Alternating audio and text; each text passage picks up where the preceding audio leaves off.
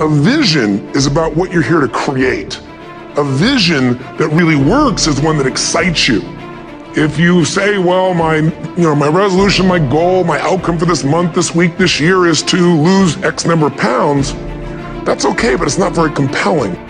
Most people, and here's the irony, is that most people don't have a compelling vision for their own future. They don't. They move through life setting goals. And goals have no power. We're at this point, goals had power in 1959 when Earl Nightingale came to this idea of goal setting, and everyone's like, wow, I'm a goal-oriented person. And that was great. It worked for like 20 years. Everyone set goals and they got results. But then all of a sudden, you set goals, and sometimes you hit them, sometimes you don't. Most times you don't. Okay, and that's okay. And I believe in setting goals, but there's got to be something above your goals, and that's your vision for the future. And it's not just about, it doesn't have like an ending point. It's about the world being a certain way.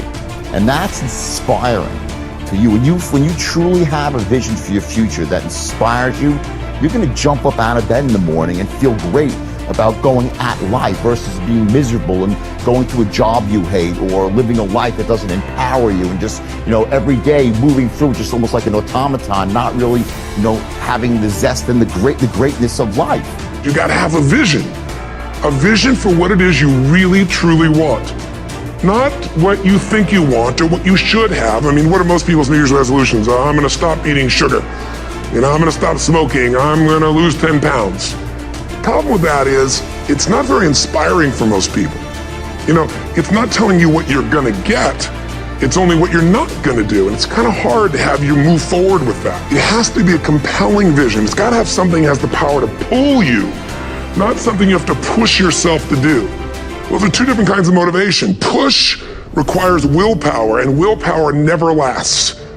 What will last is pull. Having something so exciting, so attractive, something you desire so much that you have a hard time going to sleep at night and you get so up early in the morning to rock it and take it to the next level.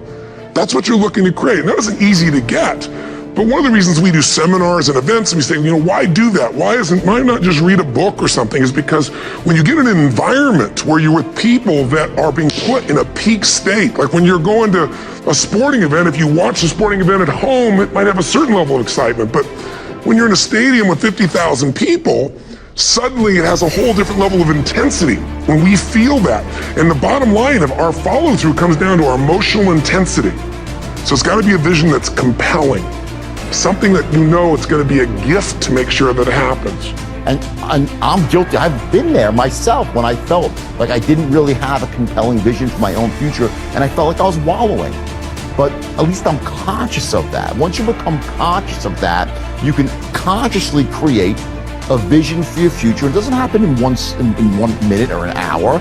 You write it down, you work on it and when you finally hit on it, how you got it?